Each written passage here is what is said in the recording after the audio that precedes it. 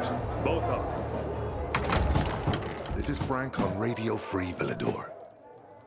Your neighbor, your city, once more and forevermore. Signing off. Talk to me, Frank.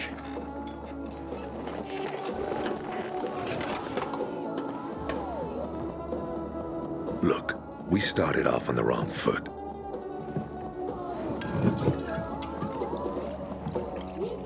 I'd like to correct that mistake. Have a drink. Yeah? For me.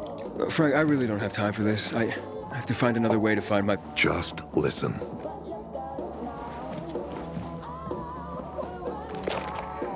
Walt needs to access that GRE place. You get it? That's why we have to find that pilgrim. He's offering a lot of fucking crystals for what he's got. And a lot of boosters. Do I have your attention now? With those? Renegades, yes. But how did you... The TV station used to be controlled by the military. They did more than just broadcast from there. Thanks to you, we can now listen in on the enemy. It appears that Waltz is looking for the same database you're after. But the observatory is completely soaked with chemicals. I have no idea how this GRE crap works, but Waltz sure seems to know. Maybe the observatory's not the only place to access the database. Is this conversation all you have? For now. But if we got close to their position and hacked into their frequency, we could collect more intel on Watts's plans. How? The transmission you heard was intercepted near an old military antenna in the wharf, just south of Marchand Lane. If we adjust the frequency, we'll be able to hear everything they say, every syllable. And you'd know exactly what Waltz is up to. It'd be quicker if I could just find him. You're impatient, I understand. I know what it feels like to have wasted too much time. But you have to tread carefully. Remember, you said Waltz turned the power back on. Then the Renegades invaded the central loop. There's something going on. So best to collect as much intel as we can before you confront him.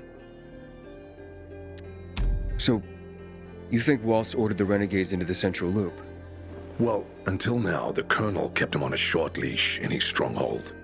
But the savages we've been seeing lately, what the fuck? Something must have changed.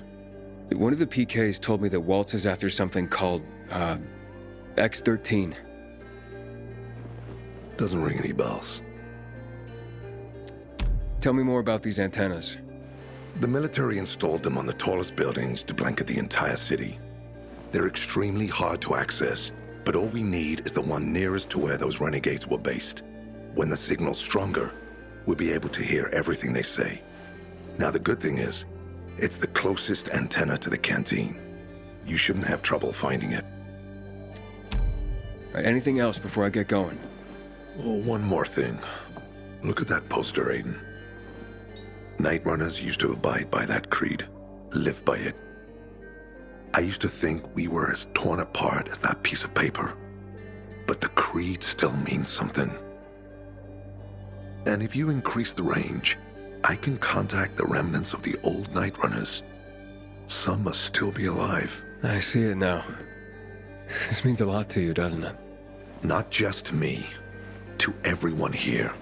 But there's one piece missing. Do you know why I haven't thrown this poster away in all this time? Because of Lawan.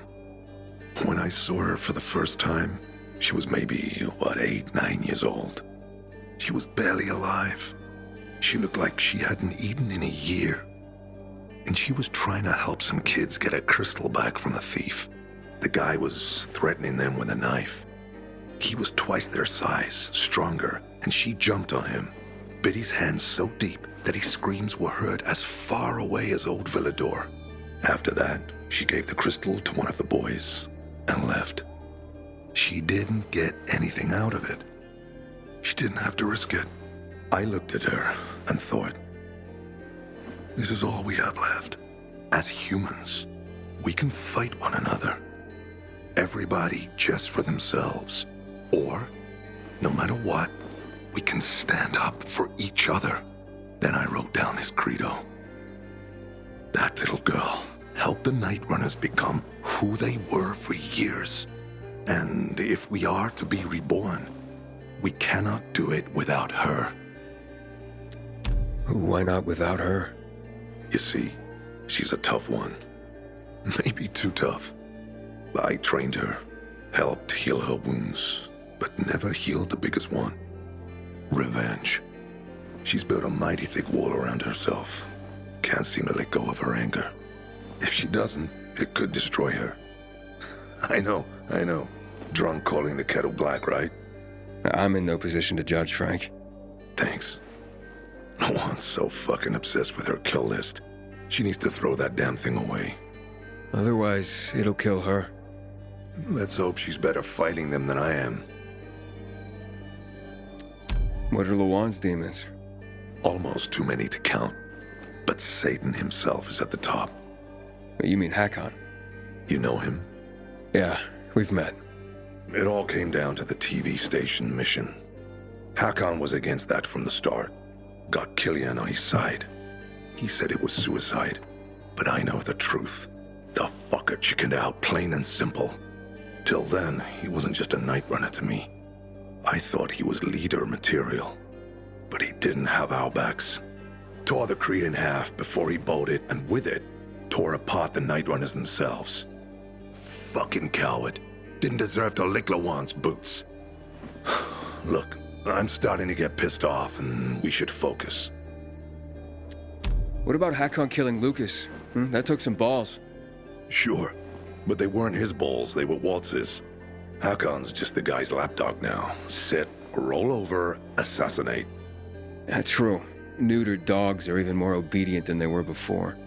Exactly. Okay, I'm on my way.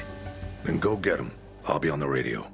You remind me of Lawan, before she became obsessed with that goddamn hit list of hers.